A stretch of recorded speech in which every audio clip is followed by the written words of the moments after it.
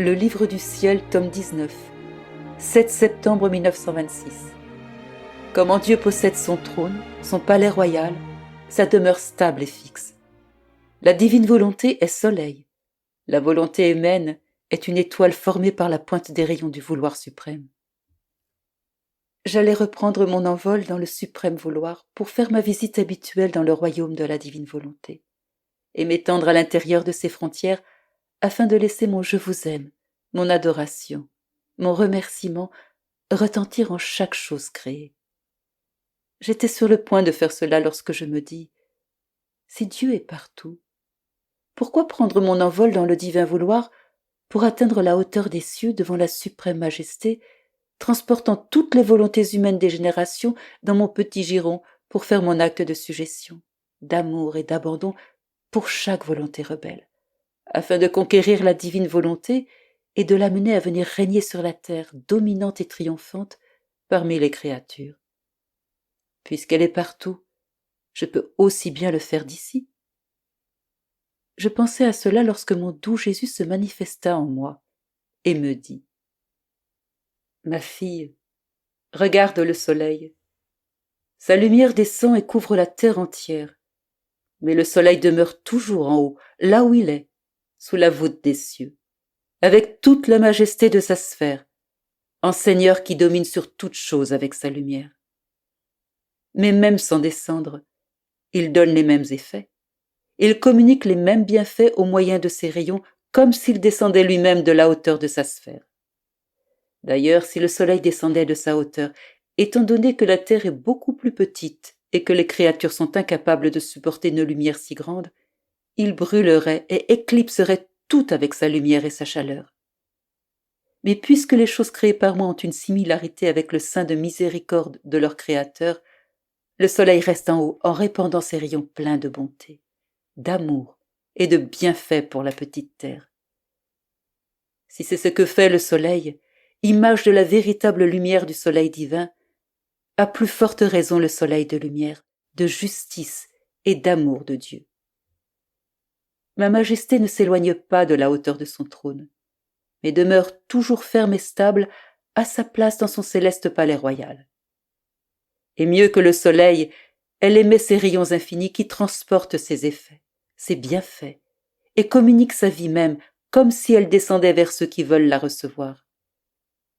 Ainsi, ce que ma majesté ne fait pas en descendant en personne, elle le fait par l'émanation de ses rayons infinis pour donner sa vie même et ses bienfaits aux générations humaines. Ma fille, à cause de ta condition de créature et de ta mission de Fiat suprême, il est de ton devoir de monter vers ces rayons que la majesté suprême émet, pour te présenter devant elle et remplir ta fonction au sein du soleil éternel, de plonger dans l'origine d'où tu es venu afin de prendre la plénitude de ma volonté, autant qu'il est possible pour la créature de la connaître et de la manifester aux autres. Tu dois savoir qu'il existe des liens d'identification entre la divine volonté et la volonté humaine. Et c'est pourquoi j'aime et désire tellement, par droit de création, de paternité, d'amour et de justice, que la volonté humaine cède sa place à la mienne, et qu'en se jetant dans ses bras comme un petit enfant, elle se laisse prendre, nourrir et dominer par elle. En créant l'homme, l'être suprême a placé sa volonté dans le champ, même si en conséquence tous nos attributs concouraient avec elle naturellement. Mais le vouloir suprême était l'acte premier par lequel il prit à cœur la vie de toute la création. Incluant l'homme, se faisant ainsi la vie de tout et de tous, dominant tout, faisant de toute chose sa propriété. Comme tout était sorti de mon vouloir suprême, c'est justice que tout devait lui appartenir. Plus que le soleil, ma volonté émettait ses rayons, et avec la pointe de ses rayons, animant la nature humaine, elle forma la volonté dans la créature. Vois-tu ainsi ce qu'est la volonté dans les générations humaines? Bien des pointes différentes de rayons, comme des étincelles dans les créatures, pour former en elles la volonté, mais sans détacher ces étincelles du rayon libéré par le centre du soleil du vouloir suprême. Toutes les générations humaines tournent autour de ce soleil, parce que chaque créature contient la pointe d'un rayon de ce soleil éternel de ma volonté. Quel n'est pas l'affront pour ce soleil de voir la circonférence de ses rayons, dont les pointes forment la volonté de chaque créature, convertie, transmuée en obscurité dans la nature humaine, reniant la lumière, l'empire et la vie de ce soleil qui donna sa volonté avec tant d'amour, pour que sa volonté et celle des créatures puissent être un, et que ma volonté puisse former sa vie divine en elle. Peut-il exister un lien plus fort, plus stable et plus inséparable que celui qui existe entre le centre du soleil et ses rayons? La lumière est indivisible. Et si elle pouvait être séparée, les parties détachées partiraient à la dérive et finiraient dans l'obscurité. Ainsi, l'union d'identification entre la divine volonté et la volonté humaine est comparable à celle qui existe entre le soleil et ses rayons, entre la chaleur et la lumière. Le soleil n'a-t-il pas le droit de dominer ses rayons et de recevoir leur suggestion pour former son royaume de lumière sur sa circonférence solaire elle-même? Il en va de même pour ma volonté. Lorsque la créature s'en retire, ma volonté se retrouve sans royaume, sans empire, sans sujet. Elle se sent volée de ce qui lui appartient.